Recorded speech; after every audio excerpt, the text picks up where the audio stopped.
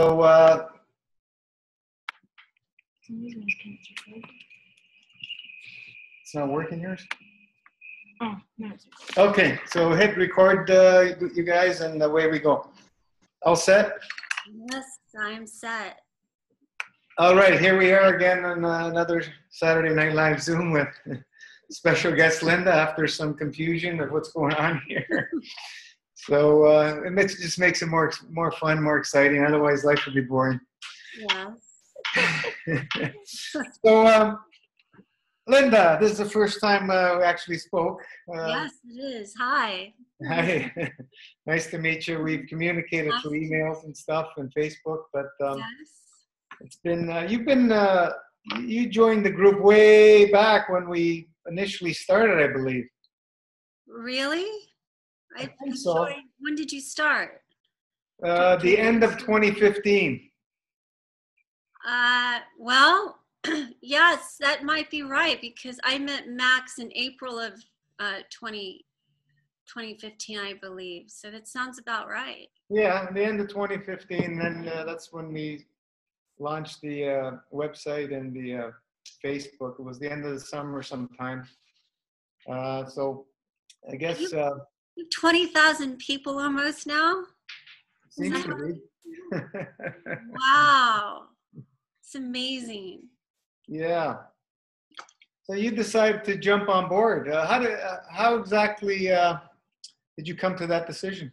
You know, I met Max Dipro in Hot Springs, Arkansas, and I was going through severe allergies, and I was staying in a hotel that had really bad mold in it, and it was really affecting me. And Max told me, he's like, that is emotional. And I've always known on some level that my allergies and asthma is an emotional response, but I never really believed there was anything I can do anything about it. And I've been asking, I've been praying for guidance and direction and on a healing journey, on a healing path. And I felt that was my answer when he told me that I needed to do this master fast. And I became rather obsessed with all this information. And when I first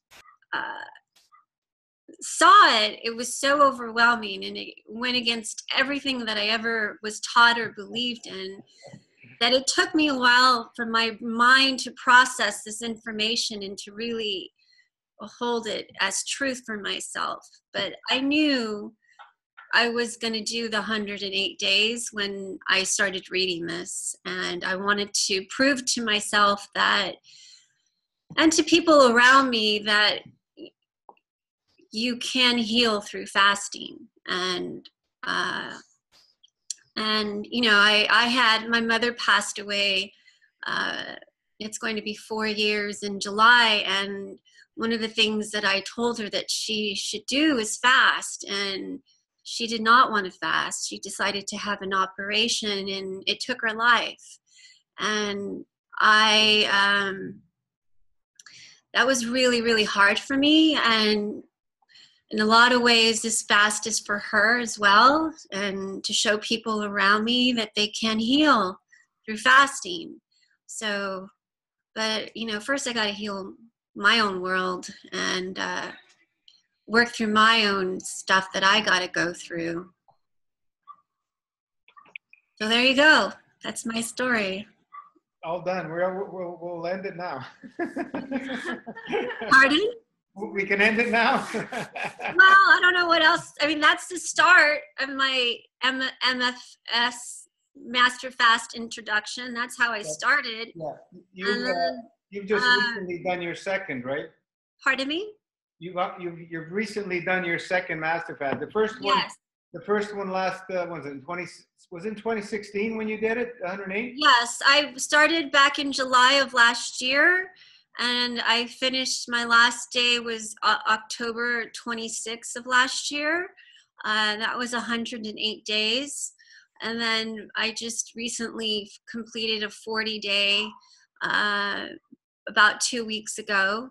I have to say that, I have experience with fasting. I have not had meat in 27 years.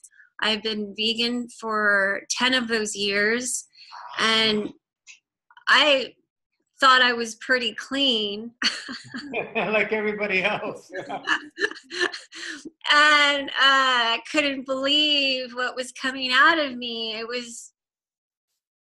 I didn't really have the desire to show my pics, but I couldn't believe, like, it was amazing what was coming out of me. Mm-hmm. And I'm not overweight. I've never been overweight. And to have that amount of waste come through me was actually very spectacular for me. And I was astonished. And, I found myself, I had an iridologist look at my eyes, and I do have an angry liver. And so I found myself getting really angry on the first one. Like, I was detoxing anger out of my body. Mm-hmm. And I felt like it was coming through in my back. Like, my back was sore, my shoulders were sore. I didn't have any skin breakouts, but I just felt like my internal organs were really going through a detox when I did it.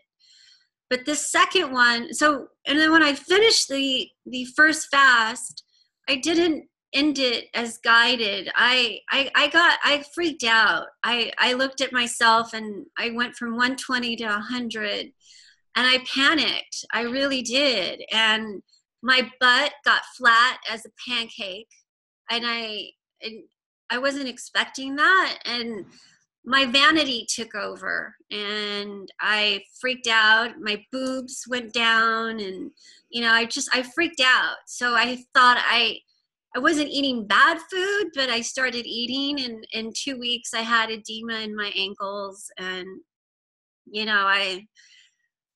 I learned a valuable lesson. And then I went to India and ate tons of naan and Indian food. And I knew I was eating from an emotional place. I knew I was. I mean, India is a really hard country to travel in.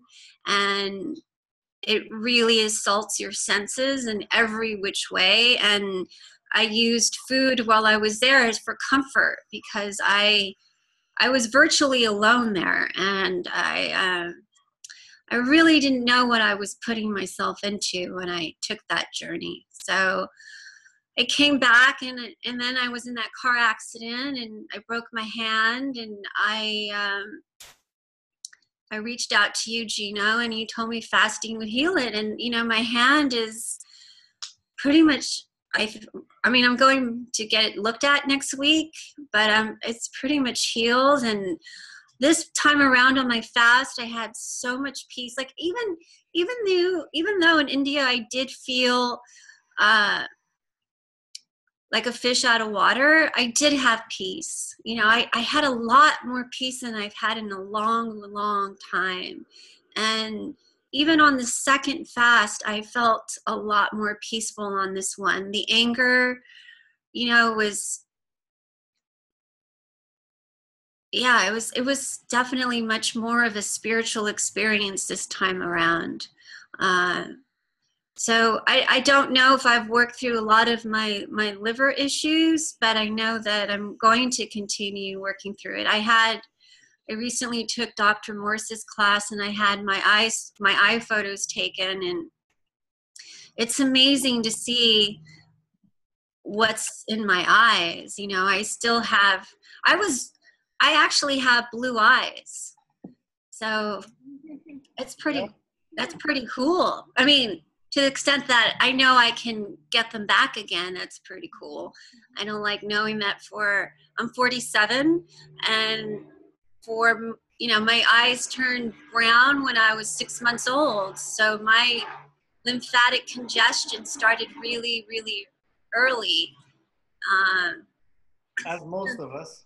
Yeah. So I'm just so grateful that I found this path, and I'm on this journey, and I'm willing, and I do have a sincere desire to assist others as you do through, you know, well-being and like alternative means. And there needs to be more of us out there doing this. And I'm grateful. So there I am.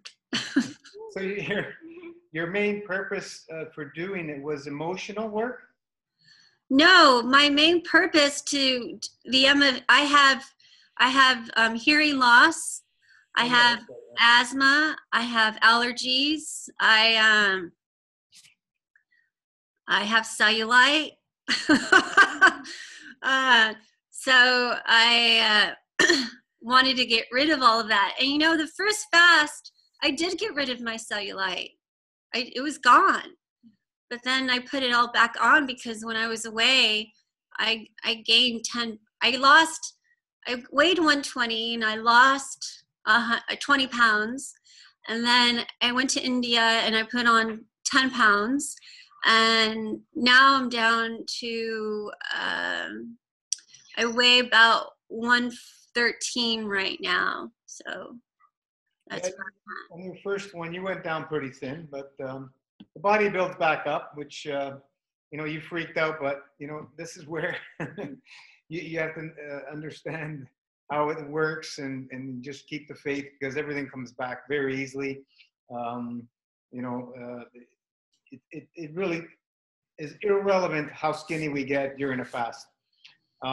People get freaked out because they don't have that understanding, but once you've done it a few times and you understand, you don't freak out no more. And actually, the more you fast and the cleaner you eat in between the fast, the less weight you'll lose. You know, it just stays on you much better because it's built of better materials. So these are the things that most people have lack of faith, which I've seen even in the natural alternative healing world. They just don't have the faith of what the body is capable of doing when you fast.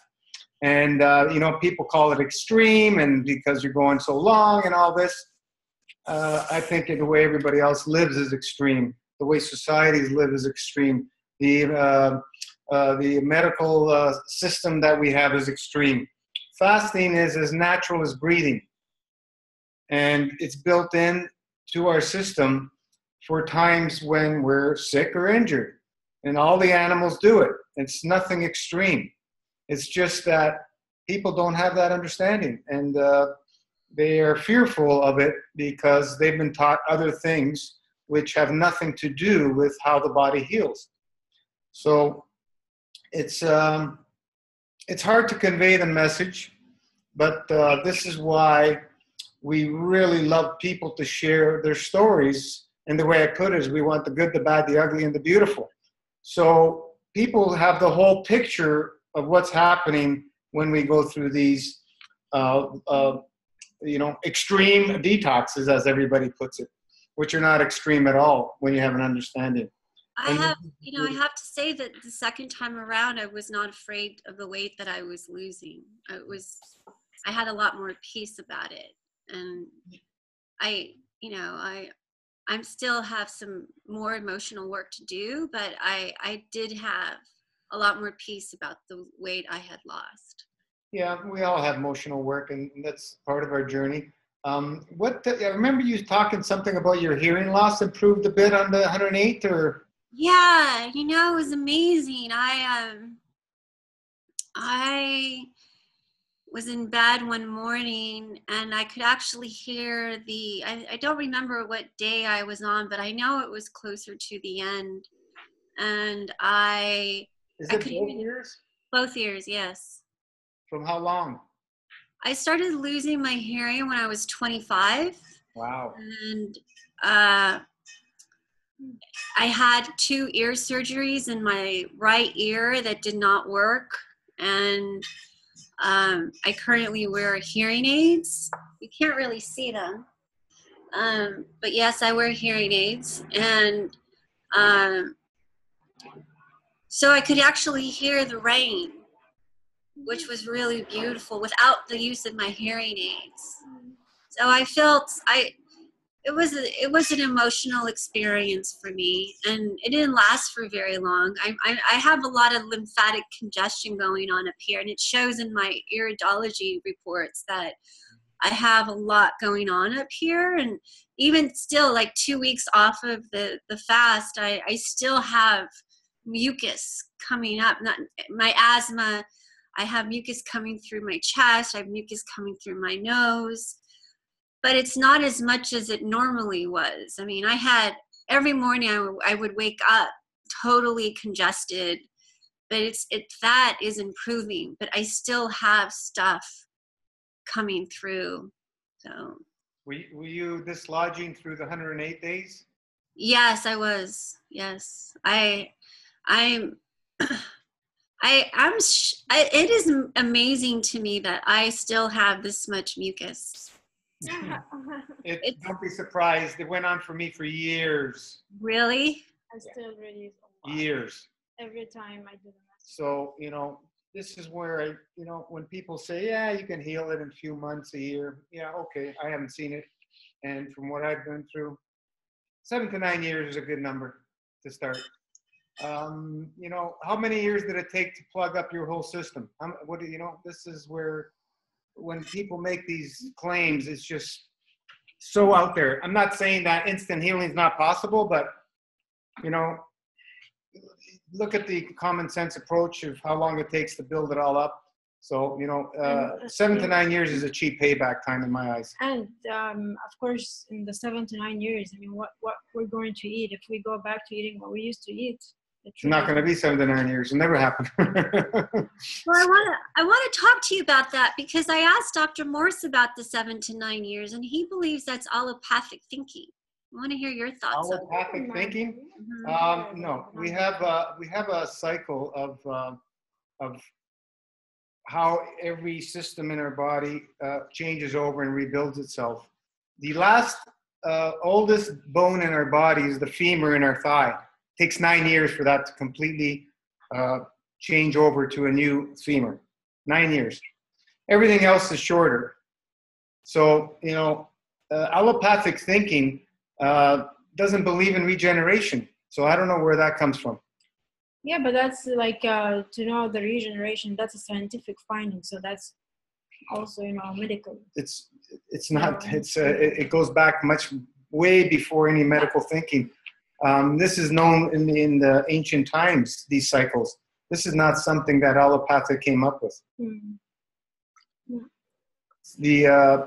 If you look at the importance of number 9 in our universe, you will understand, 9 months for pregnancy, the number of creations, 432, which is a 9.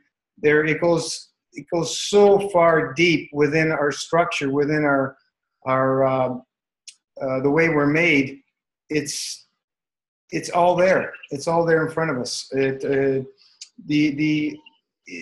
We are made from that. So, you can regenerate and clean up cells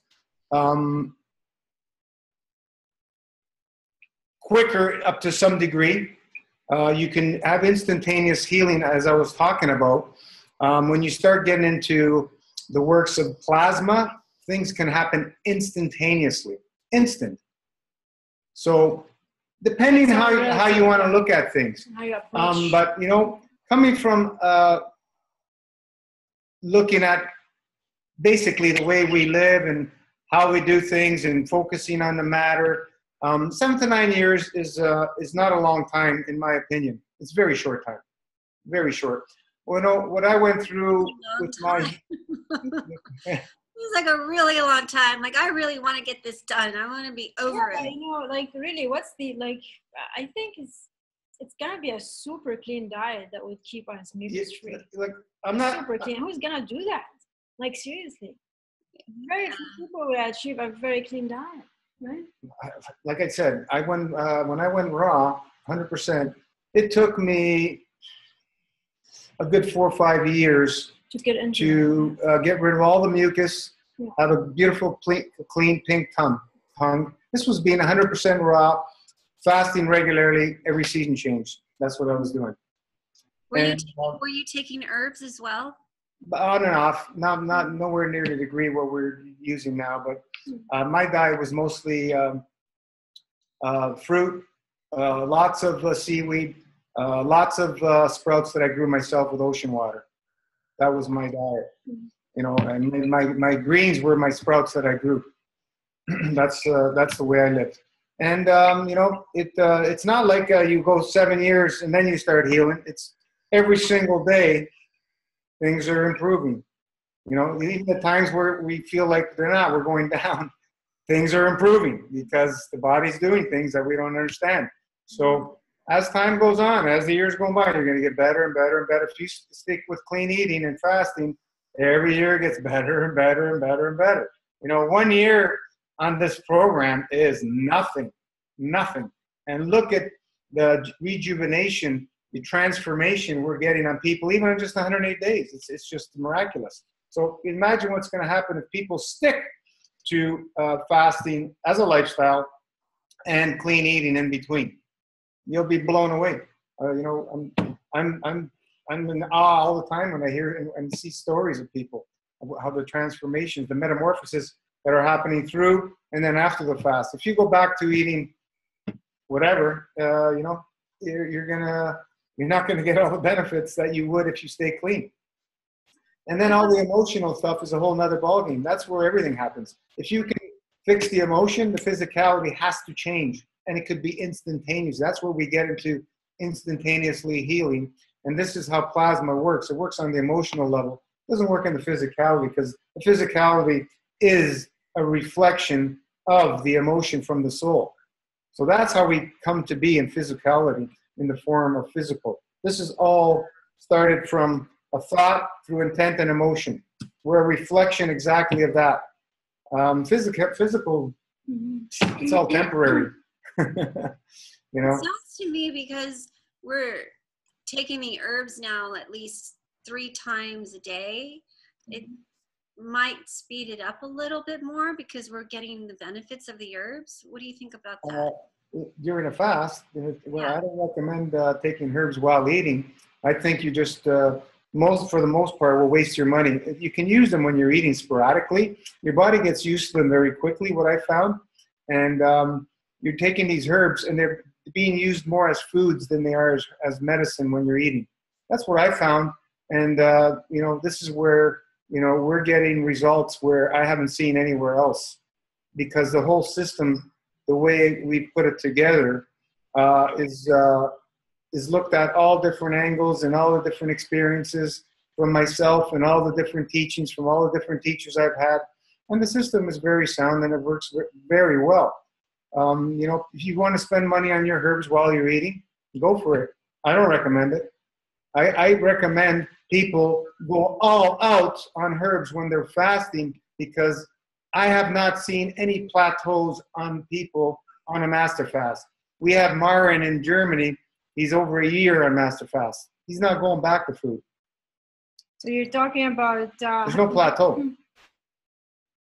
Linda, you're talking about the taking the herbs while eating to speed the... No, Dr. Morse, you know, has an herbal protocol, and he advocates for fruits, berries, and milk. I don't agree with it. Yeah, I honestly, like, you feel it. I mean, you did the fast, right? And you did the food, raw food. And you know the difference, right? Yeah. The depth of the cleanse, right? It's much deeper when we are fasting than when we're eating. The thing is that a lot of people, I mean, I was somewhat clean. I haven't had meat in 27 years, and I was vegan, but, you know, I was a starchy vegan. Mm-hmm. You know, a lot of people come from diets that are meat-based, tons of cheese.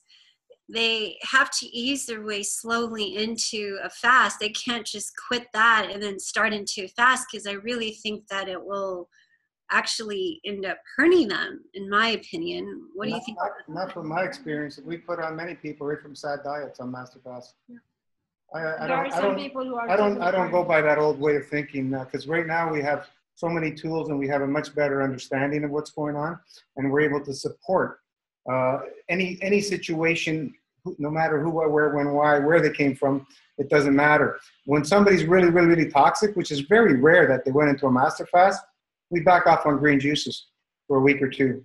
And once that plaque starts moving out, they're doing okay. We've had very, very few people have really, really severe problems all the way through the fast. And the ones that didn't listen to, you know, what recommendations and doing enemas every day and so on and so forth. You know, we know a little bit more than we did before Master Fast came along. And this is where, you know, we have so many people that are attracted and coming on board because number one is the results. The results are there. And, you know, people can say whatever they want and they can have their opinions, whatever it is, it doesn't matter. I go by results. That's what we're based on. And that's the only thing that's going to matter with people at the end of the day. Eating in herbs, you're going to plateau very quick. This is most of the people, a huge majority of the people that jumped on Master Fast came from that. And they couldn't get anywhere on eating and taking herbs. And that's why they're doing the Master Fast. Because the way I like to put it is eating and healing do not belong in the same sentence. It's ridiculous that we think that we're going to eat our way to health. Eating is to maintain your health. Fasting is how you go down the road to healing. That's my opinion, and that's the way I see things. You know, a lot of people won't agree with it, and that's okay, because there's no animal in the wild that eats when they're sick or ill. They all stop eating, all of them. And you know, this is the beauty of our built-in system. It's not a built-in system to go to eating your species diet, because that's a given. We're supposed to be eating a species diet.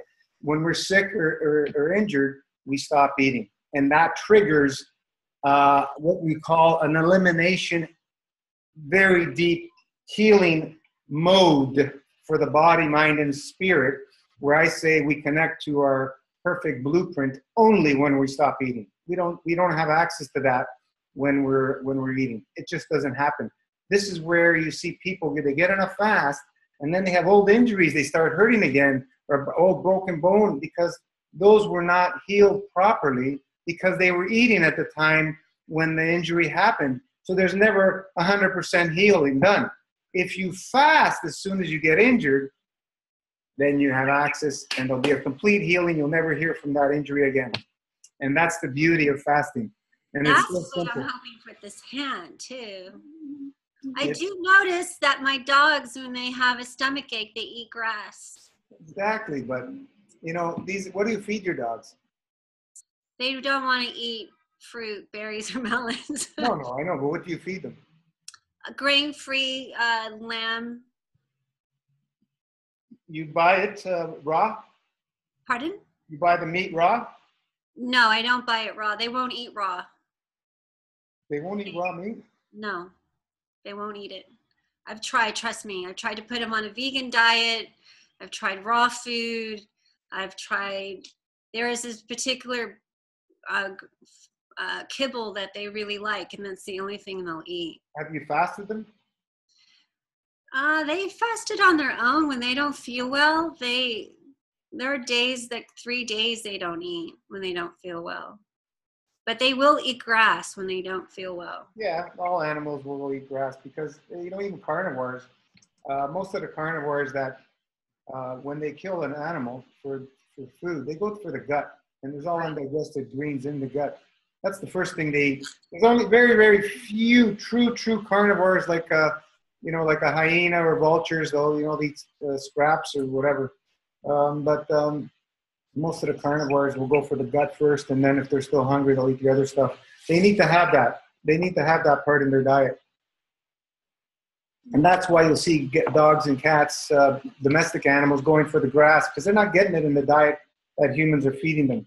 I've owned dogs, and I've fasted them, and they healed very, very quick. I used to fast them 1 or 2 days a week. You know, I suggest everybody that has a dog or cat, don't feed them 2 days a week. Keep them on a dry fast. They'll be healthier, stronger, you know, and it'd be amazing. But you can get them to eat raw meat very easily. You know, put them on a fast for a week. You'll see how quick they'll eat raw meat. Really? Oh, yeah. The thing is I have trouble with the smell of raw meat. Yeah, yeah. I'll try that. But this is the way it's done.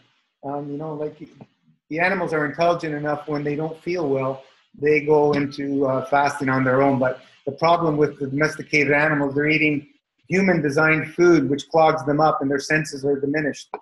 So just like us, we fast, everything wakes up, and we go back and gain our senses. Domesticated animals are sick just like humans. They have all the same diseases. One of my dogs has an infection in one of her canines. Do you think I should put on her a fast? For how long? She's 14. You know, if you read the recent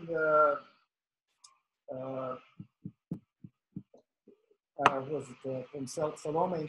I asked her to put her cat story on Facebook. Have you read it? I didn't see that. I asked her to repost it because I read it somewhere in a comment she did a while ago and I couldn't find it. So she reposted it for us. She had a cat and brought it to the vet because it was sick. And the vet says, well, it's time to put her down. There's nothing we can do. So she said, well, I'm going to take it home, let nature take its course. The cat went into the closet and never ate and barely drank 65 days. Wow. A dry fast. 66th day, the cat came out very skinny and skin and bone, she said, and started eating and drinking a little at a time, and she still has the cat. Wow. No, wow. Understand what fasting is. I know, but I look at my little one over here and the amount of water it drank was so little, it's pretty much a 65-day dry fast. wow. It threw up all kinds of stuff. Yeah. That an animal can, that's amazing. Just think about bears. What do they do for 6-7 months a year? They hibernate. Right. So what's 65 days? It's nothing compared to 6-7 months for this big animal who only eats 5 months a year. Yeah. It's everything we've been taught is pretty much the opposite of what is the truth. So we can believe and listen to whatever we want. It's our choice. But I see things completely different than most people.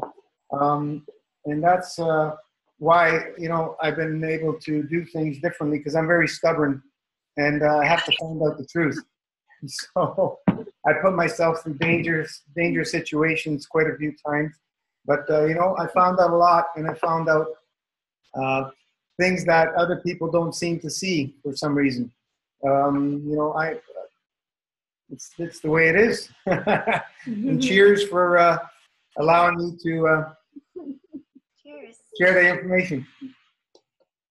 Because, you know, we don't have all the answers, but man, oh man, the miracles we're seeing every day.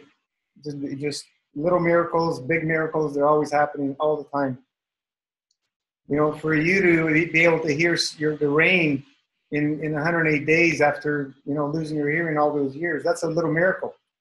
But, you know, you went back to eating whatever you ate and you plugged yourself up again. So how's your hearing now? I still wear hearing aids. Okay. Is it went back to like the way it used to be? Or did it have to be adjusted or like?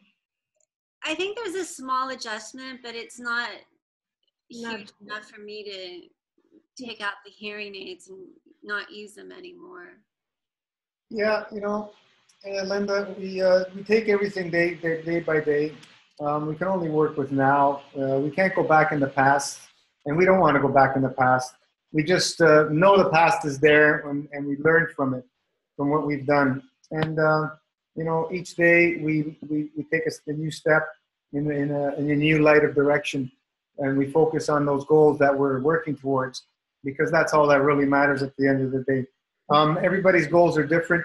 I've come across so many people over the past 26 years that say they want to heal, and really deep down they do not want to heal because they're, number one, they're not willing to do whatever it takes, no matter what, no matter how long it takes. If you're not willing to do those three things, you're not ready to heal. And a lot of people that are ill, I've seen they really, really emotionally are not at the level to bring healing within themselves. That's hard to swallow for most people, but that's the truth. There's stories that just blew me away of people actually, you know, one woman actually growing her toe back through plasma technology stopped the process because she was going to lose her disability. You know, these are things that it's sad when you hear, but really deep down, most people do not want to heal. And that's why they go through the system, because they want somebody else to do it for them. And it's not something anybody can do for us. Healing is all done within. The only way it's going to happen, because all the ailments, the sicknesses, or whatever, pretty much 100% of them come through emotion, whether it's our own or whether it's through our ancestors, which we carry all of them in our being. We can't be separate because we are all one creation. So, you know, when we come through this realization, we're going through these fasts, we're getting hit with all this emotion, because basically all the veils are stripped when we clear all that crap. In the physicality, we get a clear vision of our soul meeting us face to face. And then we go back to food, because it's just too much for us, and we're just reaching for every single thing. We're not hungry, but we're eating, because deep down we can't face that reality of looking at our soul without a veil. And this is where people have that big challenge, and they don't have the understanding that it's not going to happen in one fast, folks. It's a lifetime decision to live a healthy, balanced life. Are we going to do it in this lifetime? Maybe, maybe not. But every day is a step in the direction when we choose this path. And it's a beautiful thing, watching these transformations. That's why we're having people doing their second, third, fourth, fifth, sixth, seventh master fast. Because once you've tasted it, your soul is addicted and pushes you to keep going. The ones that just fall off and go back to their old ways, they're just not ready to face the true essence of soul. You know, master fast has nothing to do with physicality. We're just using the physicality to get to the soul. That's the only thing that counts at the end. Where we come from, there's no physicality and there's no food. And where we shall return to the same. So this is what master fast is about. It's about getting back to the essence of soul, to the essence of peace, balance, and correct conduct. That's what I'm working for. Maybe not everybody's working towards that, but that's why we have such an attraction to master fast and such a growth. The physical healing is beautiful, but it's nothing. It's nothing. You know, it's vanity, man's greatest sin. I think it's very important that we enjoy the journey. I mean, if we don't like the fast, then it's better not to do it. It's honestly, it's not just for healing anything, you know, in particular. It is, for me, it's a beautiful lifestyle. It always was, even for 108 days, it was amazing. And so when I went back to eating, I was like, no, this is not even close to what I wanted, you know? Right.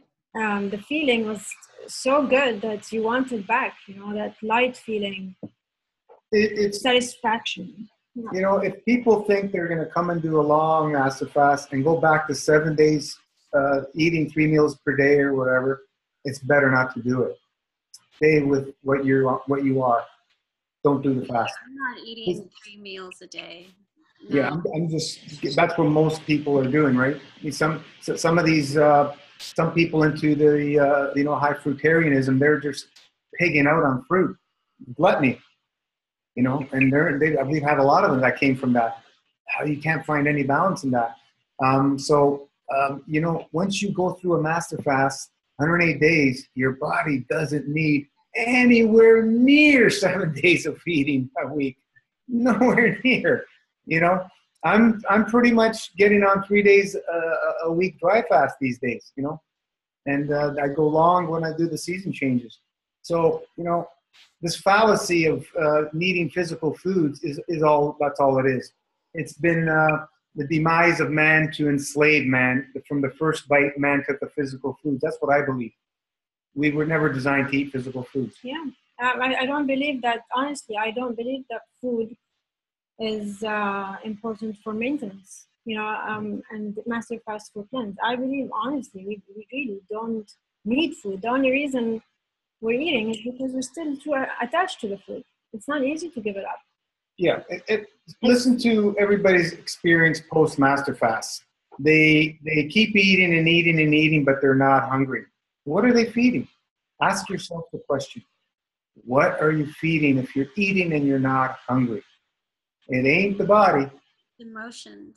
You're trying to numb. Go back to the numb state.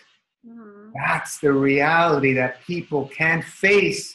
And then they're going to blame the system or whatever else or anybody else because they don't want to face the truth. It's okay, it's okay. People Yeah, will it's change fine. when they are ready. It's fine. Who cares, really? But it really doesn't matter. But it feels way better. I mean, when you do the 108 days, most people will agree about this. It feels way better. We wouldn't have people going back on their second, third, fourth, fifth master fast if it wasn't doing something positive for them. Well, I'll definitely they would be my 40 days. I'm going to do another one in autumn. Mm-hmm. I'm definitely going to keep on. Yeah. And are you planning, because you come from, you said, vegan diet where you were eating pretty much everything but vegan, right? As long as it's vegan, that was your diet, right? Like it wasn't strict in any way, raw food or mucusless, vegan or anything like that, right? Well, now my diet, I do have an emotional attachment to chips, guacamole, and salsa. But most of my diet is raw and vegan now. I'm staying away from a lot of the foods that I used to eat. So I'm making a gradual process into that realm of what I see, and I'm pretty good at seeing things. Vegans, vegetarians that are grain eaters are way sicker than the average meat eater. Yeah. Because I was a very starchy vegan. I ate a lot of starch. Yeah. Grains destroy my body. Fats are another problem as well, oils especially. So, the problem with people going to veganism and vegetarianism in general is they eat the grains and they eat them pretty much every day, some of them 3 meals a day. Yeah. That's the issue. They're so dehydrated and inflammatory. They literally suck the living life out of you as they go through your system. Because, I think we're replacing, when you become vegan, you're replacing the meats with other stuff, right. The heavy meats. We're all looking for that numbness, fullest heavy feeling. And grains. When I was eating that bread in India, I felt myself blow up. Oh. I could feel it. I mean, it was amazing. Like a balloon. Yeah. It was amazing. Yeah. But now I'm not like that. Since I did this 40-day fast, I've gotten rid of all that inflammation from that diet. Amazing. Yeah, if you look at most people, they're inflamed, even slightly. Yeah. General population, pretty much everybody's got a bit of inflammation. Like I said, I'll see the average meat eater, because meat is very high energy packets, very, very high energy packets. So it satisfies people, and they don't tend to overeat a lot of the other stuff. But it depends where you're coming from. Failure is not that clean. Failure is clean, but it's not that clean. For example, the proteins are going to get you in the long run anyway. But I'm just the issue is the vegans and the vegetarians in general go to too many grains. Yeah. That's the biggest issue. Yeah, but it's all, in my opinion, it's all inflammatory, whether it's grains or meats or dairy or nuts and seeds, and like even raw vegan can be very, very heavy too. So raw vegan too can be very heavy. Of course. If you go for the oils and you go for the nuts and cheese. That's what happened to me. So I paid the price big time. Yeah, so they're all not optimal, that's for sure. And I think the best would be the mucusless. vegan, and then if you want to go a higher level, it would be raw vegan mucusless. Yeah, Under the Herod, first book I read, which changed my life. He was way ahead of his time. Yeah, he was way ahead of his time. Way ahead. And his principles, his basis, some of it's what we're using in Master Fast and what we teach to, eat after Master Fast. Stick to his mucusless diet. If most people are not going to be fruitarian, eating just mono fruits, we know that. And it's okay. That's not a problem. But the biggest key is don't go back to eating 7 days a week, ever.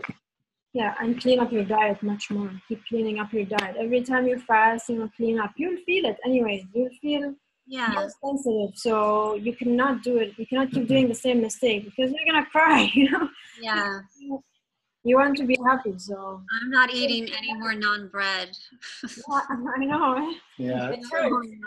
Grains are very addictive. Very addictive. They're addictive too, yeah. That's another one. So, I think cheese is the most addictive substance they found. It's like stronger than heroin, but grains are right there behind. But that's amazing. Man. That's amazing. The fact that you're improving your diet. Oh. Say hi, Gunnar. There he is. This is Gunnar. Yeah, Gunnar. Lola's sleeping.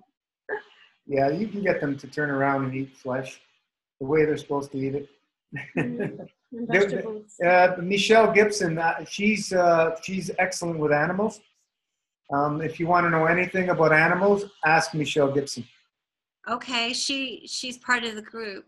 She's also an admin now, and she has an amazing transformation that she promised she's going to share one day. She brings animals from death back to life, and she's been working with animals for a long time, and she feeds animals species specific. Dogs, she feeds them chicken frames, raw. Chicken frames? Yeah, the bones and all. This inside structure of the chicken, all raw. Not the drums, and just the frame, the actual. Okay. That's what she feeds her dogs. Yeah. She said they need to have the bone with the flesh. And they'll eat. They have ample grass that they go eat outside, right? If they're living outside. But that's the problem with domesticated dogs. They don't always have access to that. So what you could do is you can blend up some raw flesh with some greens or some green powder so they get some of that. I've tried to give them raw meat. They're not interested. Yeah. I've tried. Yeah. They will think. I think you need to do this, right? You need to fast them, and you need to introduce it slowly. When I did it with my dog originally, he started throwing up on raw meat, and within a few short weeks, he just couldn't get enough of it. But I used to fast him, 1-2 days a week way back then when I had dogs. And he, this one that I had the first time I started giving him raw flesh, it was inherited from somebody that had to move and they couldn't keep the dog. And he was overweight and stuff. And I got him back. He was very sleepy and everything. He was like a puppy within a few short months. Dogs heal very quick, very quick. Turned him around very quickly back then. But slowly I had to give him the raw meat, a little bit more time, more and more. But the fasting was the key. Regularly fasted him every week, at least 1 or 2 days. Now that we know about dry fasting, no water, no nothing. I didn't have a word for dry fasting when I read what Arnold Ehret wrote about fasting in general. He wrote that the less liquid you drink on a fast, the more aggressive the fast. So that was always in my head. I never forgot that. And what I used to do is I used to, drink as least amount as possible way back when I started fasting. So that was my version of dry fasting. And it would be, minimal. Sometimes, be a glass a whole day or whatever. And that's, I didn't know anything about dry fasting. There was no such thing. Thank goodness for Dr. Filinoff out of Russia who wrote a book on it. And so we have a structure of, this is what dry fasting is. Oh, that's what Arnold Ehret was talking about. So we can push the limits now because they have actually a clinic there. And They dry fast people. I only know about his clinic, and there's another, I think another guy and another doctor in Russia, and there's that other woman that has a dry fasting clinic, but there's not much out there on dry fasting. Before we started sharing, before I made my first video, which was early 2015 on dry fasting, there was basically nothing on the internet. A couple guys, they talked about it. There's nothing. Now it's becoming a regular, normal thing in the world of healing, which is wonderful because people not really know where the power of healing comes. It's through dry fasting. Master fast is a glorified dry fast. We've structured it so we can get the most benefit, clean up the GI tract and going back and forth. So the body's doing that accordion at every cell level to really have an effect. So anything else you want to share through your experiences?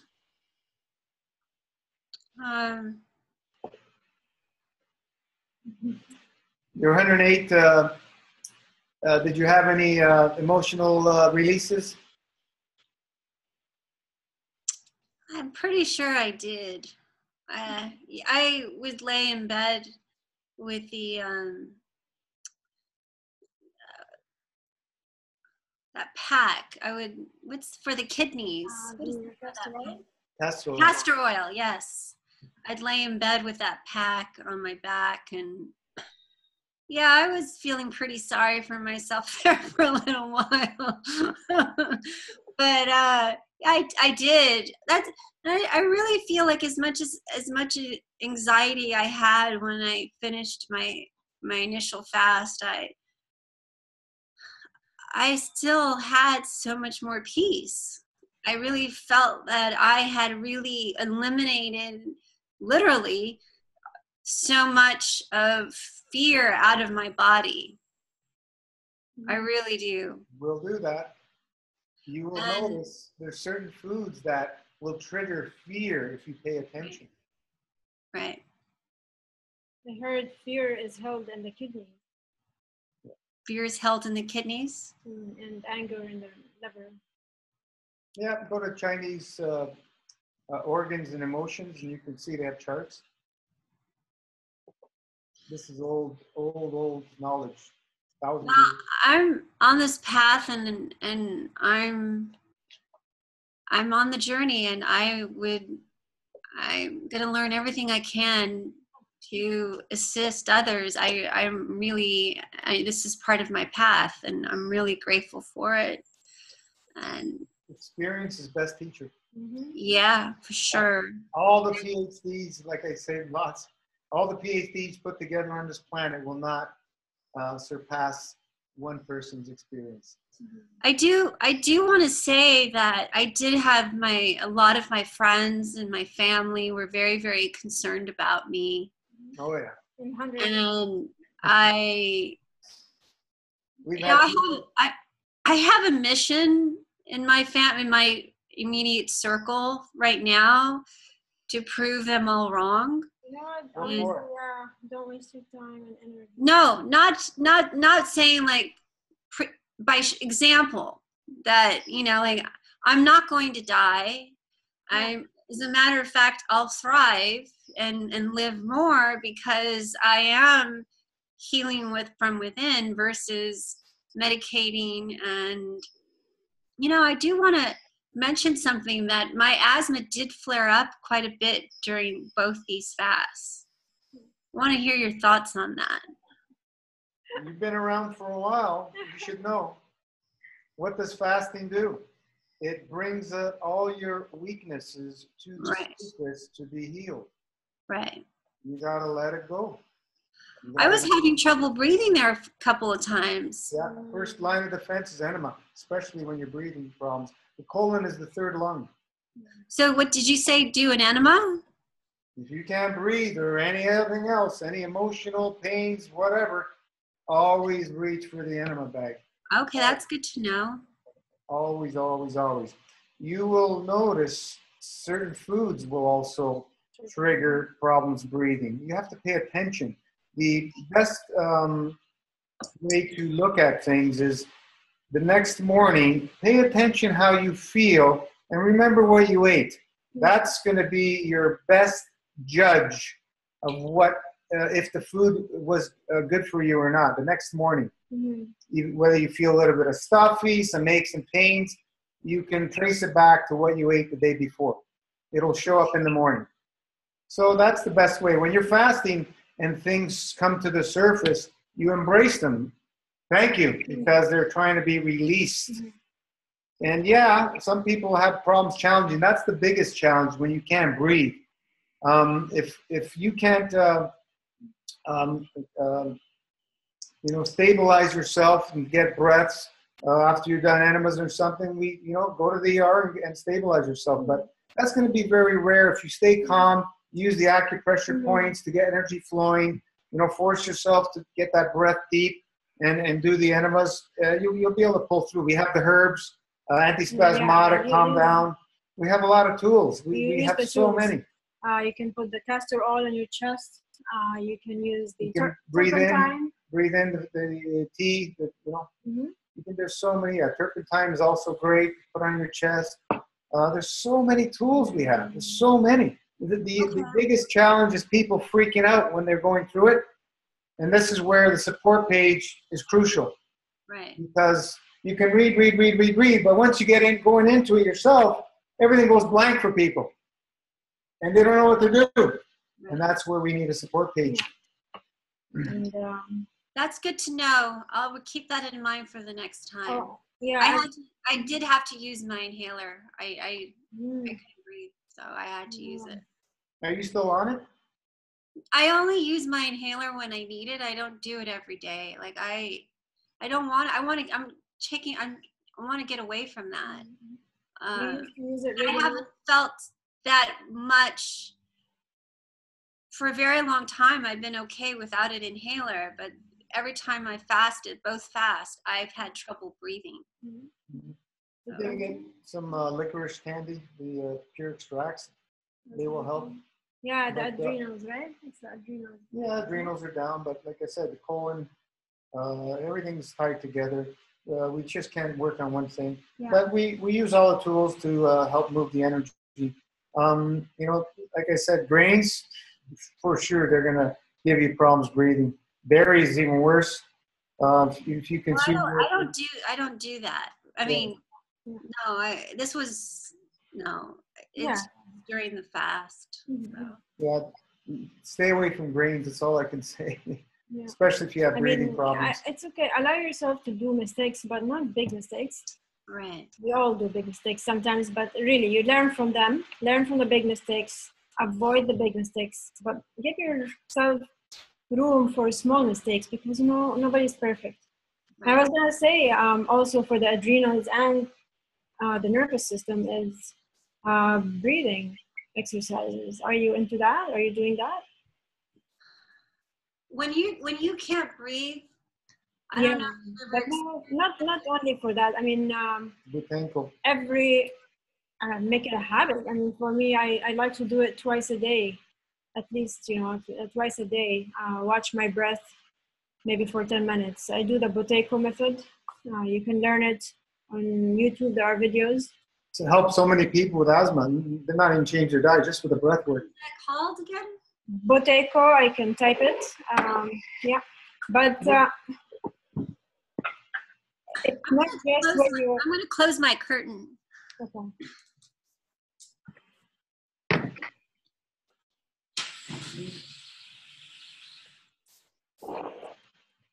So it's not something that you would do only when it flares up. You do it every day. This is to calm your nervous system down, for the adrenals, for the energy, asthma, everything. So it's to build up your CO2, which is more important than oxygen that we've been taught in air, because the air doesn't have only oxygen in it.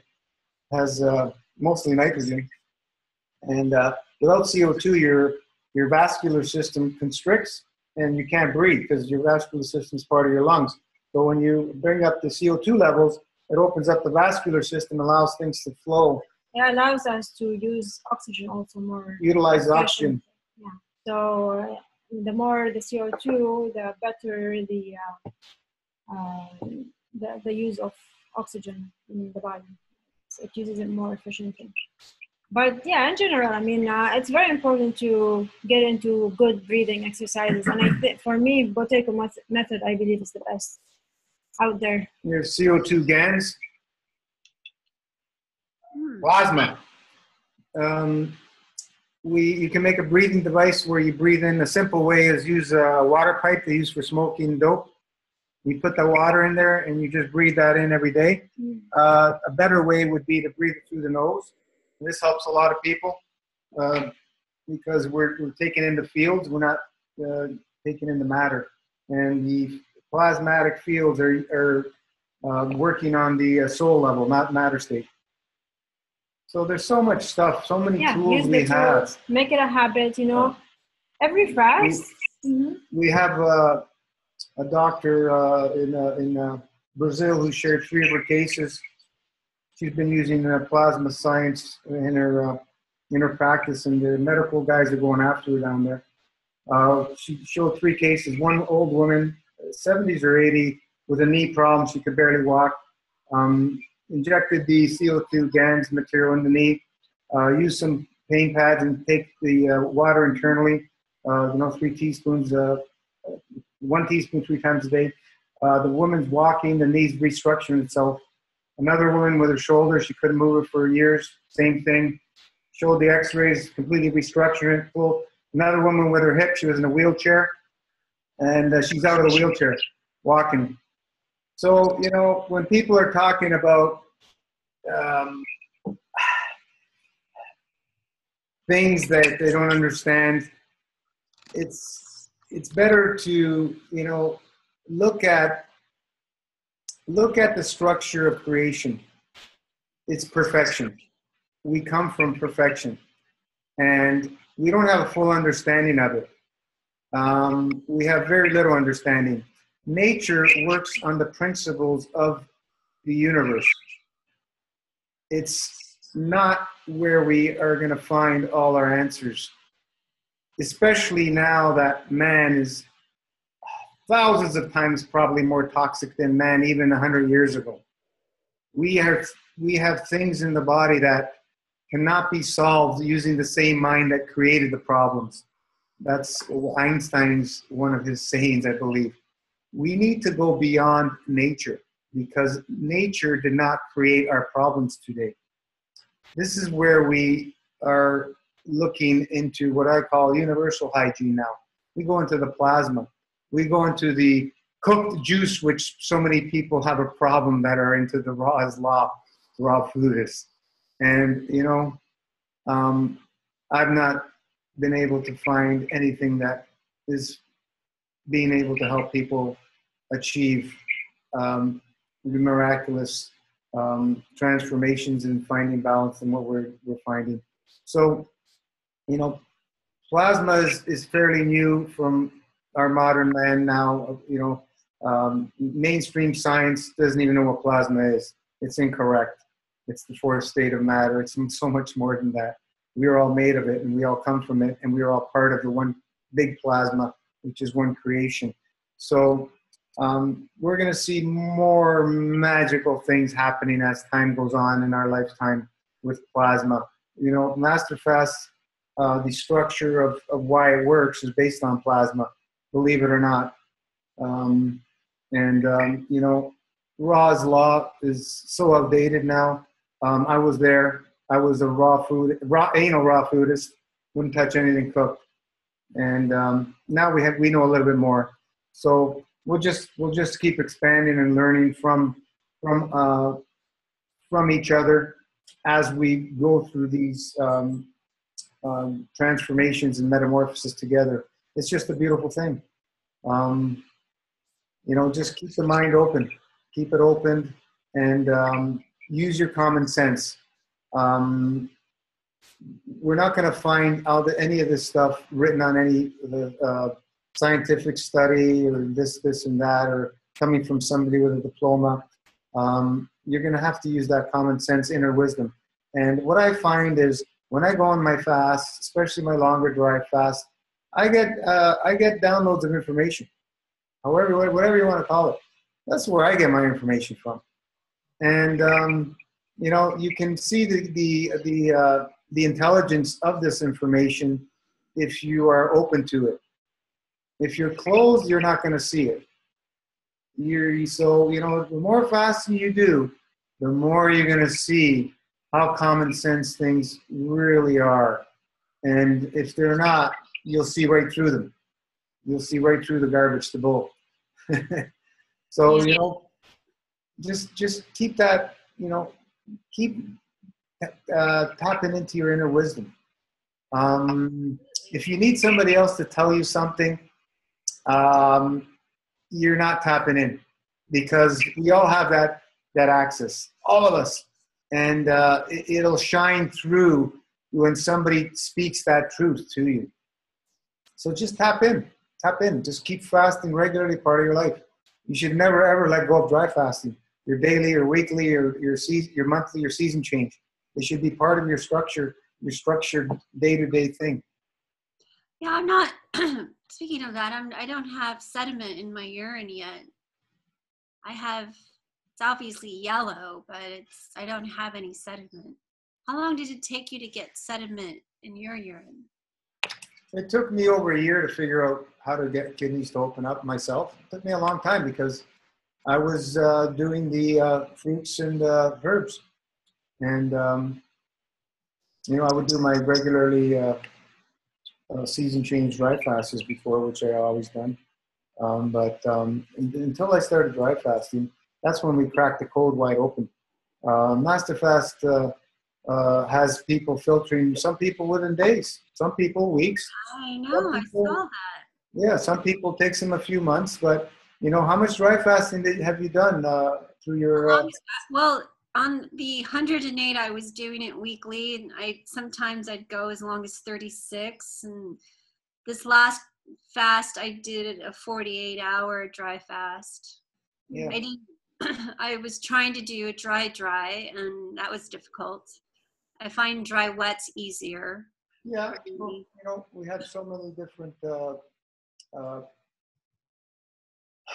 what do I call them? Tips that we've come up with and laid it out so people can allow themselves to go further and further, and a lot of people have benefited from them. But you know, we do suggest the 3 days every month on when you're on Master Fast. You need to go those lengths. Like, do your best. And when you go back to food, is when you really need to go long as you can, especially on the season changes, because that's when you build more confidence when we're eating, not when you're on Master Fast. 3 days is enough. For the 5 days for the season change, if you're experienced, you can try to go to that, but most people, the 3 days should be enough, because when you're doing 108 days, we've had so many people come and go that tried pushing their long fast, and we no longer see them on the page. They're disappeared. They pushed themselves way too much trying to be heroes. We have the structure with the windows, start on the low end, but you know, at the end of the month, we need to go for that 3 days. You need to massage those kidneys deep every day with the burn stick. Do you know? Yeah, I want to confirm what you're saying, that when I did 6.5 day dry fast recently, my kidneys started to filter only on the 6th day. Oh, wow. 6 days it took you. Yeah. And then also on the 7th day, I started filtering. But before then, it was like clear. It wasn't filtering. Wow. So it takes, some people, it takes a while to start filtering. And the long dry, it can help a lot. Yeah, they're just really locked up. I can say my kidneys took 26 years to open up, because before that, who knows? So yeah, it all depends, you know. Yeah, I mean, one thing is, Linda, maybe also doing the castor oil on your kidneys. How often do you do that? Not very often. Yeah, I do it. Honestly, I do it on my weekly dry fast. I do it for 3 days a week these days, and it's amazing. It really helps. Are you massaging those kidneys every day? Massaging. No, but I was massaging it when I was dry fasting, so I should massage them every day. Every day. Yeah, so I do it with my breath work. If you're When I not do breath work, filtering I massage my kidneys. So it's a nice habit. after 2 fasts, you have them locked up, so you need to work with them. You need to work with them. So you do your kidney massaging with breath work. I'm interested in that. I also do breath work. Yeah, How so are you? I do, like every morning I do about 10 minutes of breath work, the Boteco method. And I have a stick for massaging the kidneys, and I just pull it, and I burnt it. Actually, it's plastic, but I burnt to make it like burnt stick, right? And I put it on my kidneys. I place it right first on my right kidney, and I pull the stick, and it pushes on my kidney. It pushes really hard. It hurts. If this is your burnt stick, there's your kidney in the back. Just push in. Yeah. Go as deep as you can, clockwise. Go deep as you can. Very slowly, very gently. And then after that, I continue the breath work. So basically, when I'm holding my breath, so with Boteco, it's inhale, exhale gently, and then hold as much as you can. So I hold it when I hold it, that's when I push on my kidneys. I push and push as hard as I can, and for 5 minutes here, and then the other half I will do the left kidney. And it's I feel it. It hurts. It means something is happening inside. Yeah. We have a season change coming up, the equinox, right? This month. Yes. Go for 7 days. Is it the summer? Right? Spring to summer. See what happens. All right. Use our tips. If you're sometimes on day 3 you may feel like you're dying, and day 4 you feel like a new person, like you can run a marathon. It's amazing how fast things change on dry fast. The only issue is the difference between people able to push past those stages and not is the trust, the faith in the body's ability to heal. There's nothing else. It's only the mind. It's practice. So when you dizziness on dry fasting, who doesn't? Everybody does. Yeah, everybody gets dizzy. Yeah, but I would say you start slowly. Yeah, I would say when I do my longer dry fast, like 3 days, my maximum is 3 days, and I'm fine. I'm fine with monthly 3 days for now. So when I get back into my 3 days, if I haven't done them in a long time, I increase slowly. So every week I increase by 12 hours, from 24 to 36 to 48, and then 60, and then 72. So when you do it this way, you don't really feel it as much. You're building confidence. Remember, every week you're building more and more confidence. So confidence is huge, right? And the second thing is how toxic or how dehydrated your body is. Mm-hmm. The more toxic and dehydrated, the more thirsty you will be. So it takes time also for the body to clean itself. So these two things, but it comes as your body is cleansing, but also as you are practicing and building confidence with a dry fast. So keep building it. Build it slowly. Take your time. You have the rest of your life, Yeah. Well, that's my intention, is to build. Yeah. I have every intention of getting sediment in my urine. It's just not happening. No, but don't think about it like that. It happens on its own. Leave it alone. Oh, I know, but I still examine my urine. I still want sediment. Trust me, even if you don't examine it, you will, when you go pee and you're releasing sediment, you will see it without even peeing in a jar. You will feel when you're urinating sediment. Does it hurt to have the sediment? No, but you feel it. Sediment's coming out. It's a relief on the kidneys. Really? For me, sometimes I see clumps. I'm like, I see clumps. But if you're getting dizzy, you got to work on your cerebellum. Heat, ice, alternate. Casserole packs, 3 days on, 3 days off, 3 days on, 3 days off. Mm-hmm. If anytime you're dizzy during fasting, this point here, we share all this information and breathe and just hold it. It'll get rid of the nausea and dizziness usually very quickly. You just got to work with it. it's you know, this is where, you know, you need to have a knowing of all the tools that we have available. Yeah, you know, keep adding more and more and more tools to your routine. So castor oil, just make it a habit, you know. When you're dry fasting, doing your weekly dry fast, have your castor oil around it, like 3 days, right? 3 days a week, have your castor oil on your kidneys. So make it a habit. Wow. And then after that, you'll be like, wow, it's nice. It's relaxing. And then when you get into the breath work, you feel the benefits after doing them for a while. So just build more tools into your lifestyle. Yeah, the kidneys, they need to open up, and that's where you start seeing a lot more changes happening. Did you ever do ear candles to help your ears? Yeah, I've been doing that. There's not a lot of stuff coming out. Yeah, it's not only for physical, it's moving energy. Yeah. It's for both. And I found myself, because I have a problem up here as well. I did dry ear candles when I did dry fasting, and I had tons of stuff coming up. Really? That's good to know. I'm going to do that. It's also like very important to keep moving on a dry fast. Like if you're not moving, you're gonna get very stagnated, like the lymph.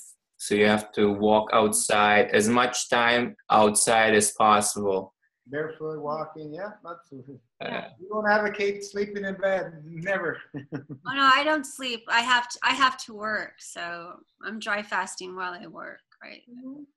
Yeah, when you do a long one, you know, you may want to take a few days off near the end, but for some people who've done long dries, working every day. And yeah, and then are you dry fasting now as you're eating? Oh yeah, I'm gonna go back. I mean, I was just in Florida and I got back, but I'm going to start on my dry fasting again next week. So. Okay. So you took like 2 weeks off, kind of, when you broke your fast. Pardon me? You took 2 weeks off dry fasting? Dry fasting, yeah, because I was away and yeah, I was fly dry. Always travel dry. You know, I'm getting there, Gino. So it's actually much easier to fly dry. No comparison. Than to fly. No jet lag. Time differentials change. It's easier to adapt. Yeah, it's all positive. Well, I'm going back to Florida in October, and I'm definitely going to try that. Yeah, it's so easy. It's the way to do it. So this the second fast you started because you broke your hand in a car accident. You mentioned. Right. What part of the hand? It was in here. How many bones? 2 bones. Did they put a cast on or anything? No, I had a removable wristband. Oh, okay. So, but it was definitely broken. So you did it heal? You felt? It feels pretty good. I can't do yoga quite yet, but I'm not wearing my cast anymore, and I'm able to write. And you started the mental fast right after? No, I had a mild concussion from the accident as well, and it took me a while to get back into it. And then when I finally got back into my world, I realized that I was initially going to start a fast after India anyway. It just didn't. It got delayed because of the car accident, and so I started it 2 weeks after I had the car accident.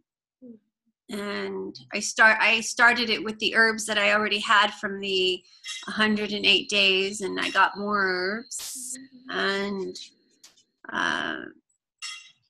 yeah, so my hand feels really good, actually. Did you feel any pain when it's just a little achy, you know? There's achy, you know, I have some aches and pains in there, but it feels a lot better than it did.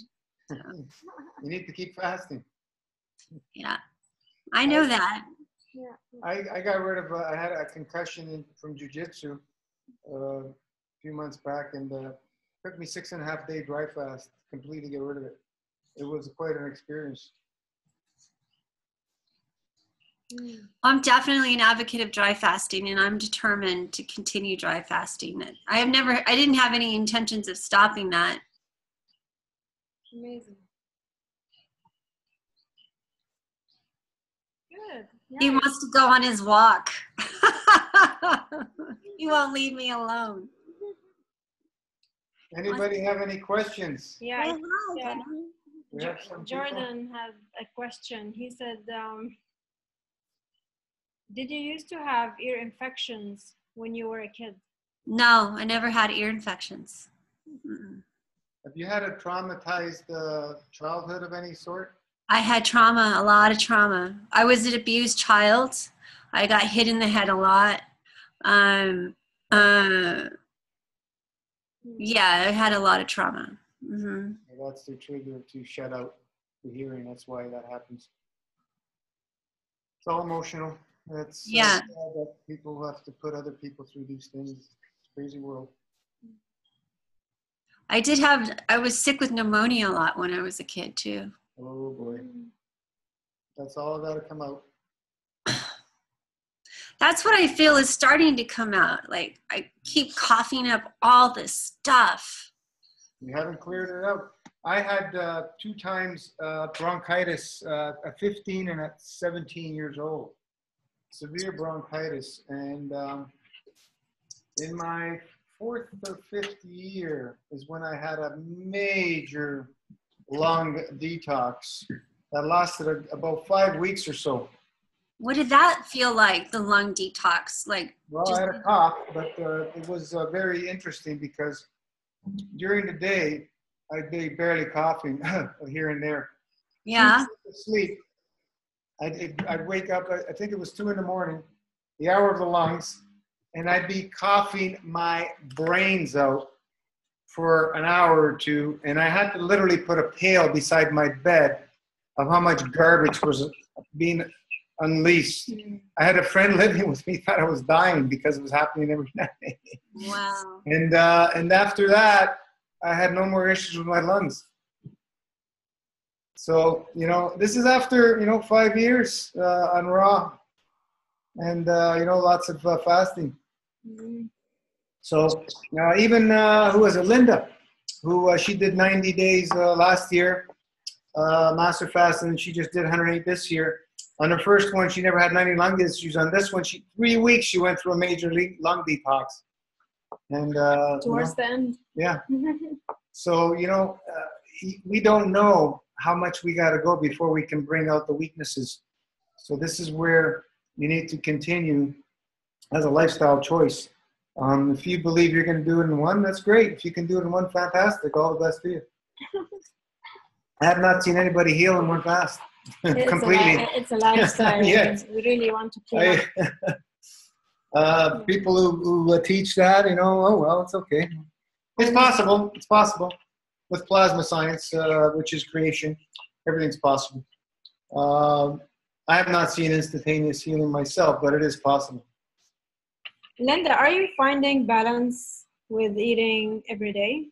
Or, almost every day if you're dry fasting, say 24 hours a week. But do you find balance eating the other days? Are you okay with eating? Or do you find you overeat or sometimes you eat not the best food? No, I'm not overeating now.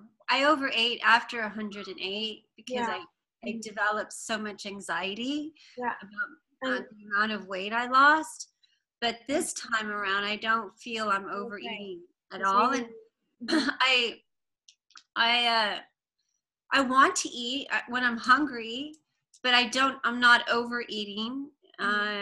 I'm eating a lot more raw. I do have a weakness for chips, guacamole, and salsa right now. And I know that's an emotional thing for sure. But I don't want, there are just foods I don't want anymore, which is good for me because I came from a starchy vegan diet. And there are foods that I'm repulsed by now. So like in my journey, I feel like it's improving. My diet is definitely improving little by little.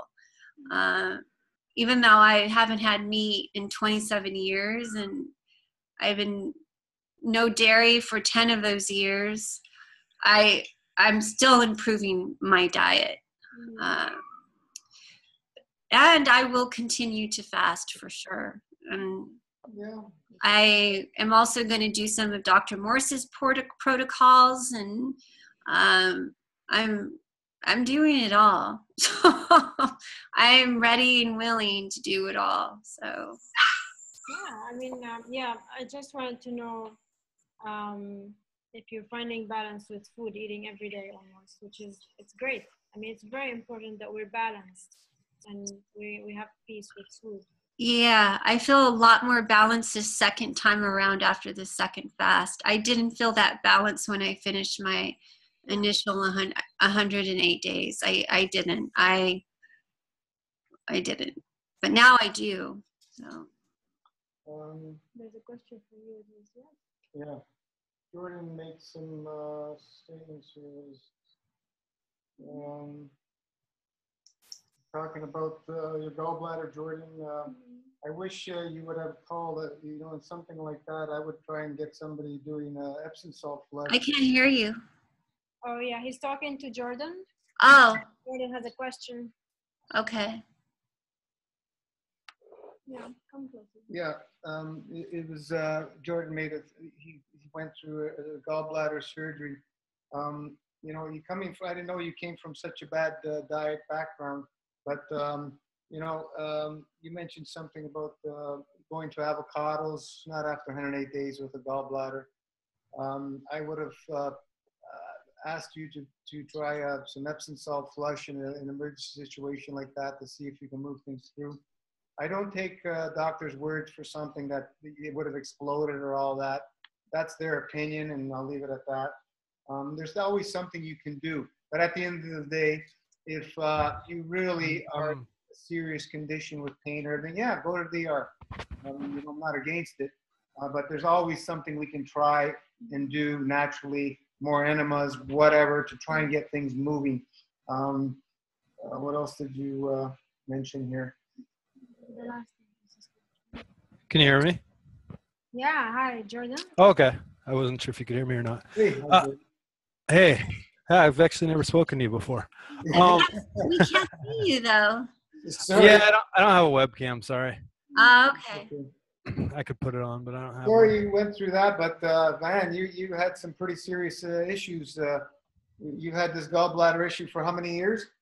It wasn't years. It was since September. Started having real bad attacks. The attacks basically went away once I was doing like fruit, and then I went to the master fast at the beginning of the year, and completely went away. And then I ended my 108, and I went 2 weeks of just melons, and then I was like, I got to try this out just because I like some of the other stuff, and I'm gonna have it. So I had some avocado or some guacamole, and it went into severe attack. I'll try and post the pictures. It was pretty unsavable. It was brown and it was massive, and it was it's more than kind of taking the doctor's words for it. Like looking at it, it was, and the pain. I told my wife on the way to the emergency, I said, there's something really wrong with me. You need to be aware of that. And the next 2 days, I was pretty much unconscious. I'd like gone, so I don't even know what happened really. Yeah. Well, you'd be surprised, Jordan, how the body can turn around some things that seem impossible sometimes. But hey, it's okay. You did what you had to do, and it's okay. That's fine. I was trying the castor oil and stuff too, and that wasn't even. It was like I was throwing things at a moving train. Yeah. It was just. It wasn't touching it at all. Well, It's too late. The lifestyle that you had before, was where everything caused that to happen. So now you know better. You've learned from your mistakes, and you can, live a much cleaner lifestyle now and carry on and keep fasting part of your life. This is the way to restore the body and keep a balance to some degree. So we got to try and stay clean as we can with our diet. That's all. I think that's what it was. I think it was past saving at the point that I tried to save it.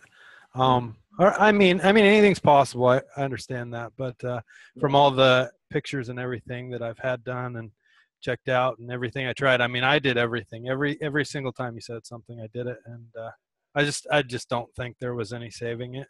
Yeah. Well, I mean, I suppose if I didn't eat guacamole, maybe, and like maybe years more clean eating, maybe, I don't know. I mean, now my challenge is, so I was in the hospital for a week, and I was basically, I had to have these liquids, I had to have these proteins. Like, they would not let me go. They had me on these IVs. It made my hands blimp up like the Stay Puft Marshmallow Man. Like, I was just like, get me off of this stuff, and I couldn't. I was fighting every step of the way. And so basically now, I mean, it's really screwed me up. I've got to like try to rewind now. But yeah, I've gained probably, I was all the way down to 155 pounds, which is, I don't know, another whole thing. I shouldn't weigh that little. I wasn't able to function in the world as small as I was, because I'm a pretty big guy. I'm 6'2", and I'd normally weigh in the 200s. Even at 200 built of what? I don't know. I was a pretty strong looking guy, man. I played a lot of sports. I drove for UPS forever. I wouldn't be able to do my job right now. Luckily, I'm off on medical forever, but I wouldn't even have been able to do my job. The bigger they are, the harder they fall. You get a bodybuilder, it's been on the protein stuff, and they're fast. They'll wither to nothing very, very quickly, because the body's built of very poor materials. So I'm up to like 190 now already. Yeah. That's like in 3 or 4 weeks. Wow, that's way too much weight. Oh, I know it is. It's out of control. That's why we're doing something about it. It's coming up. But I mean, they were basically shoving stuff into me. I was, puffing up like crazy in the hospital, like I said. And I've told you before, I had like major bowel movement problems. Like, gosh, it constipated me so bad. I mean, we had to manually make my bowels move. And they were never that bad before. But anyway. Yeah, it's sound came back now. Like magic. Jim's computer started working. So yeah, Jordan. Anyway, you got the gist. You know what to do. It's the mindset of you're stuck in with this. You need to be a certain weight. Our population average is nowhere near what it should be, from my understanding. Pretty much everybody's overweight to some degree. Everybody's carrying at least 10, 20 pounds of crap in their intestinal tract that shouldn't be there. That's the average person. So right there and then, you remove 10, 20 pounds from everybody. So the bigger you are, the more you're going to remove. So, Jordan, were you doing enemas every day? You said you had bowel movement issues? Not every day, but quite often. And I was also getting colonics often as well. I was really resilient to that at first, because I didn't believe you, to be honest. And then I made quite a few posts that I was like, as soon as I started doing it, I was like, yeah. This is part of it, and you need to be doing it. But to add to the muscle thing real quick, it was literally, my muscles were literally so depleted, like I could not function normally. I'm not sure why it was happening to me the way it was, but I was getting so bad that like I would feel like my shoulder muscle and stuff start to like tear just moving. Like, and my wife's a physio, so she knows quite a bit about that different kind of stuff. It's because what you're built of, Jordan. It's the body's going to get rid of all poor material, weak material on a fast. No matter how strong you are, it's irrelevant. You can build strength really quick on stimulants, but when you build strength from fasting and clean eating, it doesn't go away very easily. It's two different things. Yeah, no, but then what do you do? Like, you can't not have you can't have your muscles ripping loose and stuff. That's no good. You got to have fasting and clean eating part of your life and build it back up over the years. It's not going to happen in one fast. Definitely. So do you think maybe I should do shorter than 108s because of that? Because it's doing that to me? That's kind of where I'm at with it. Well, now that you've done a long one, you've stripped away a lot of the older stuff. So now, you keep a maintenance program as we teach. Keep the dry fasting, keep a maintenance program. We've laid out many options that you can do. You can do the hybrid. There's so many things you can do. You can do 30 days on, 30 days off, whatever. You know, and it's going to be something that you need to resonate with.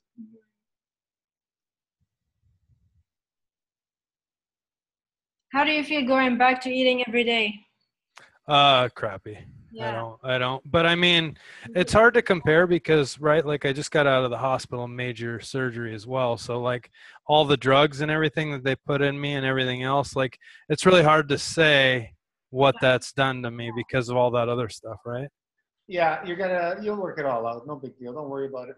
But I definitely don't feel as energetic or as, I feel stronger, but that's the only plus. I feel stronger muscularly, but besides that, nothing else.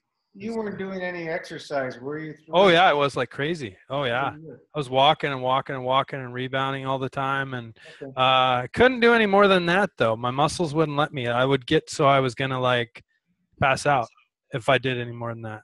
Yeah, you don't have any fasting experience, do you? No, zero. Yeah. This was actually the very first time I started fasting. That was pretty extreme too. I went pretty hard on it. I was probably fasting a third or a fourth of the time of the 108. About a fourth, which is, I guess, quite a bit for someone that never fasts. I don't know. I can't hear you, Rana. Dry fasting? Yeah. Dry fast. Yeah. A lot of dry fasting. I probably averaged 2.5 days a week. Wow. I'm pretty extreme. I don't know. I guess I probably should have done it less. Yeah, you know, first time faster, we like to keep people in the lower end in the dry fast section. But anyway, you know, now that you've experienced it, you know what to expect. So now just find something that's going to resonate to you be able to stick with, you know, multiple times a year, shorter ones. And whenever you're ready, you can do a long one. But long, you know, 30, 40, 50 days, whatever. It's some people will never do another 108 days. We've had a few people do 208 days already. So it all depends what you're comfortable with. Yeah, find your balance, Jordan. It's about finding balance between fasting and eating and feeling comfortable with both. Why do you want to fast? Why do you want to fast in the first place? What was your goal of fasting? Just to help your gallbladder? Yeah, that was actually I don't know if you've ever had gallbladder problems, but no, but I'm sure insane it's pain. No, yeah, I was trying to save it, and I failed. I didn't get it. Okay. So I thought I was gonna show some people that you can. There's alternate things to surgery. No, you have to show yourself first before you show others. Forget about others. You gotta do it for yourself. Well, yeah, it was for me, but it was also like just. Yes, it was mainly for me because I don't like surgery and I want to keep all my organs. But then so now that you have your gallbladder removed, why do you want why do you want to fast? Tell me the reason why you want to fast. Why do I want to fast? Yes. There's another reason, right? Yeah, I still believe it's very cleansing. I'm still kind of lost. I can't operate on what I was like I said, what I was on before, the way my muscles were. I understand what you're saying, everything, but my muscles just can't get down to that because it's unsafe. I'm not talking about another 100. And then my family will kill me too. Yeah. But for you, why do you want to fast? If you want to fast, why do you want to fast? And I'm not saying 108 days. You know, whatever, you don't want to do 108 days, but my health and my body are important to me. So I mean that would probably be the main of it. Is that what you're getting at? You're saying again? My health, my body, it's important to me. Always has been. I probably, I grew up bad with bad diet and stuff. I think I wrote in a post. Growing up, my mom didn't really do much as far as food, so it was either box, can, or fast food. Wow. And it wasn't until I was about 15 when I started taking care of myself, and it took me still another 10 years after that to start realizing, opening the door to, however you want to call it, health and nutrition, or whatever word you want to put on it. So, did you feel better on the master fast than when you are eating now? forget about the hospital right now. You're eating. I would. It's two-sided. I'd say yes and no.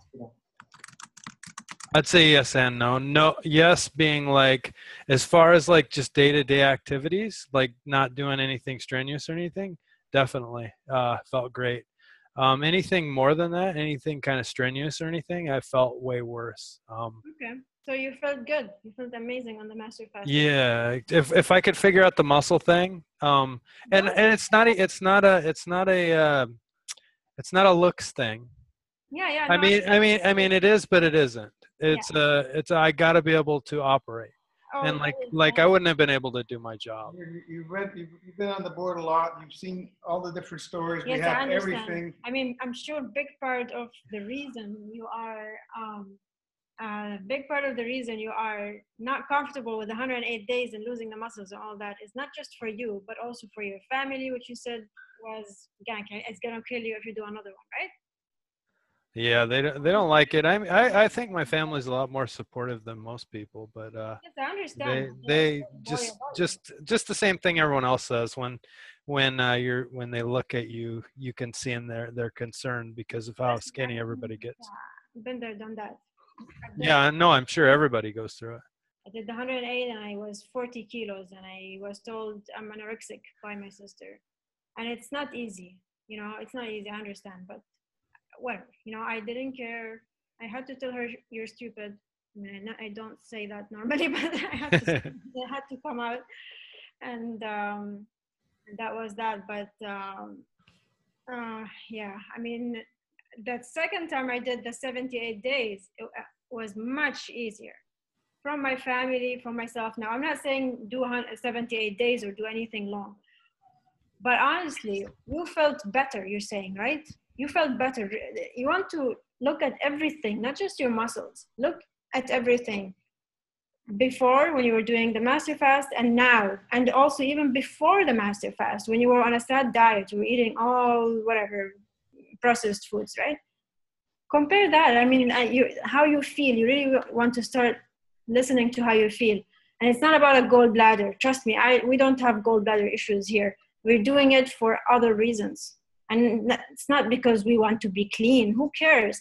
We feel good right now. It's not about to prevent cancer, or this or that. Or I'm scared my mom died of cancer. I don't care about that anymore. All I care about is, feeling good right now.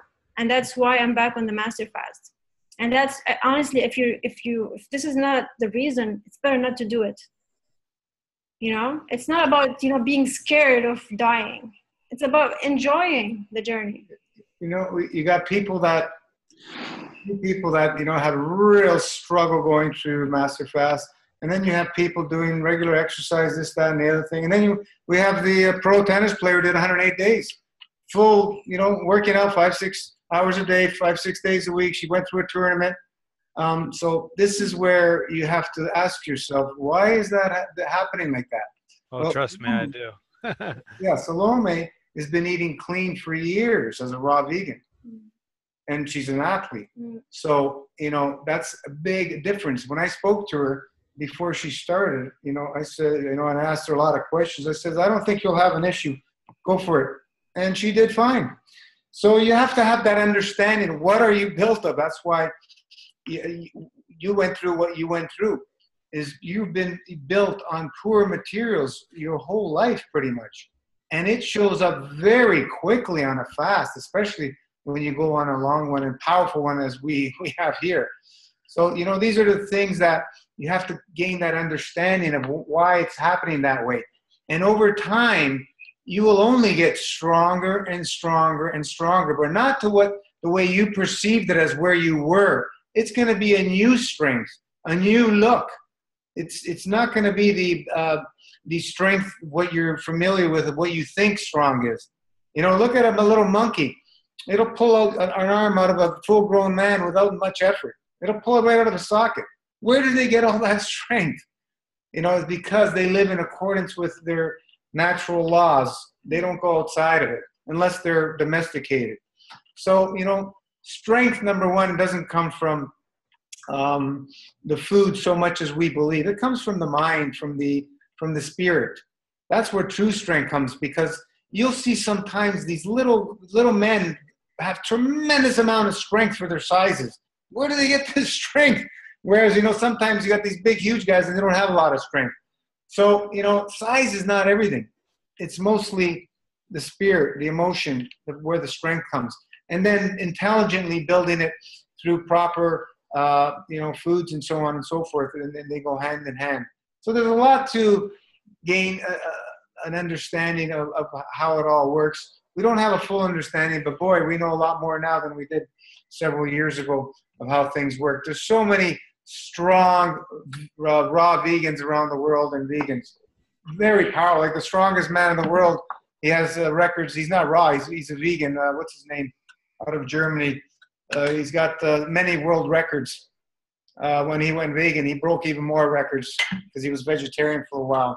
So, we got to get out of our what's normal mindset, because the norm is not truth, and it's not nothing to do with our design. So, it's sad that you had to go through that, but I wish you were able to solve that issue without the surgery, because that put a lot more pressure on you going through the surgery. It's going to take several weeks and a few fasts to clear out all the stuff they put through you. It's no big deal. You can clear it all out. All the anesthetic and everything, that's got to be all cleared out of you. It stays within the system. You have to fast it out. Start, when you're ready to do some short fasts, a week here and there or whatever, some dry fasts, you'll get it all out of you. Yeah, find your balance between fasting and eating. These days I'm doing, Yeah, going back to 7 days a week food, it ain't going to help you. It ain't going to help you. Rana's eating 1 day a week now. Yeah, and it's amazing. I'm doing amazing, really. I'm doing 3 days dry pretty much, and eating 4 days a week. Season change coming up, folks. Get ready for your long dry fast. There's another question here from Paco. You hear from a lot of people about improvements they have noticed bringing their body into balance. Before that, he said, what's the longest dry fast you've heard someone complete? There's a guy in Russia, I think 27 days he did. Well, there are breatharians out there too, right? Well, he's talking about dry fast, but yeah, there's breatharians living off, there's a lot of them living off liquids, and very few living off of nothing, just air. Trubiano? Yeah, Victor Trubiano, Elaton. Those are the two that I know that are living on nothing, just air. So if you want to consider a dry fast, that's living a lifestyle where you're consuming some matter. When you're living as a breatharian, true breatharian, they don't consume anything but air. And the other question is, in our group, Gabrielis and Marin did 15 days dry. I've done 13 and 12. Gabrielis did... and Marin both did several 12, 13, 14, whatever, 9s. I don't remember all of them, but depends how serious you are. People about improvements have noted they bring their body to balance. Has anyone ever told you that dry fasting has improved their tremor, improved or cured a tremor after 108 days? We don't cure anything. Mass fast cures nothing. You want to solve your problems.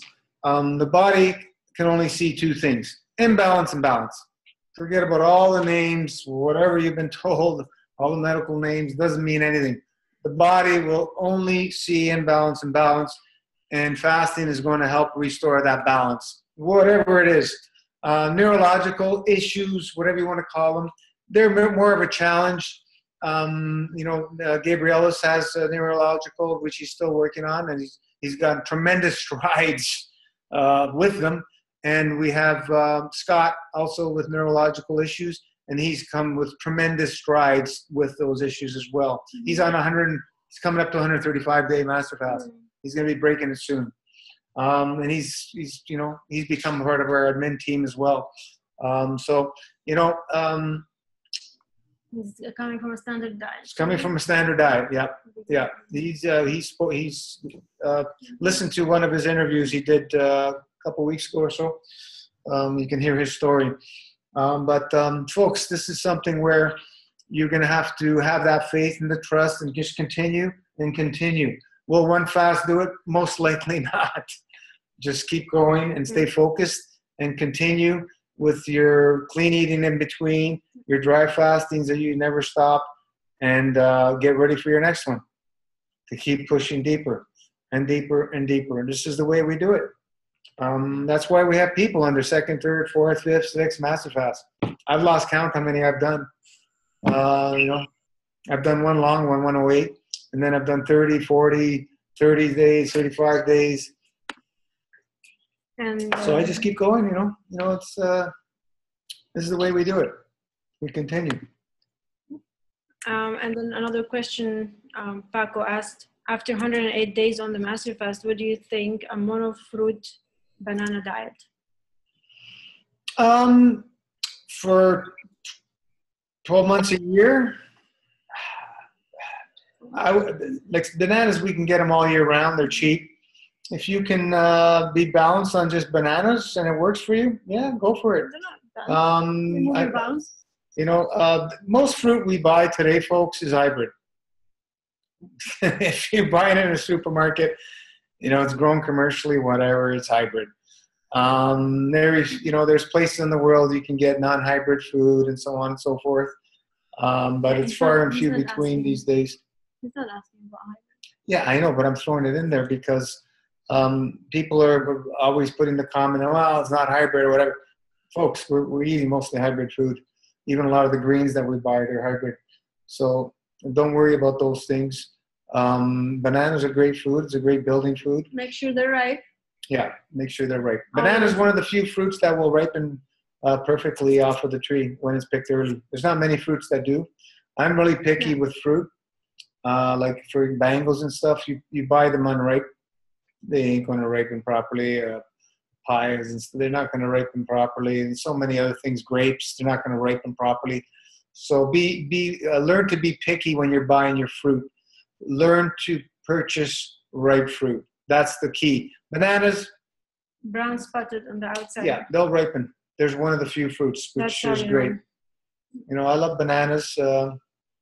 There's so many good fruits out there. Yeah, monofruit diet is the best. In season, ripe, local would be best.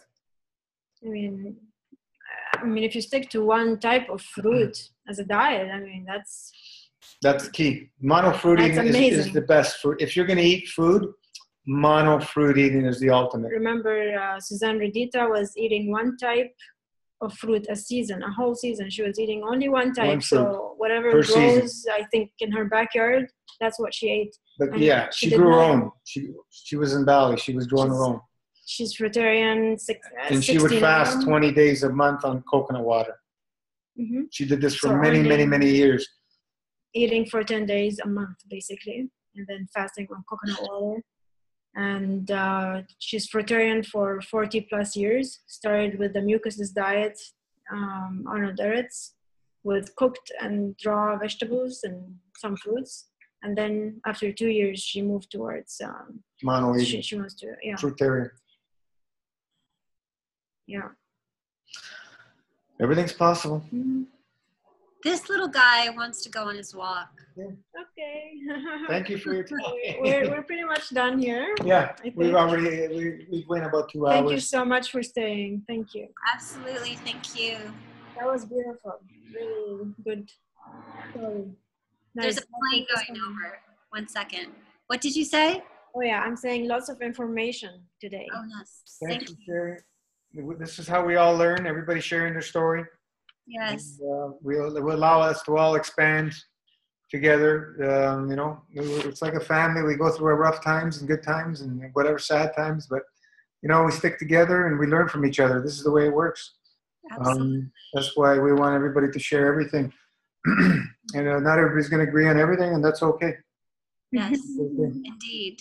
Mm-hmm. Okay, so. I will see you in Facebook land. Yes. Thank you. Thank you. All right, folks.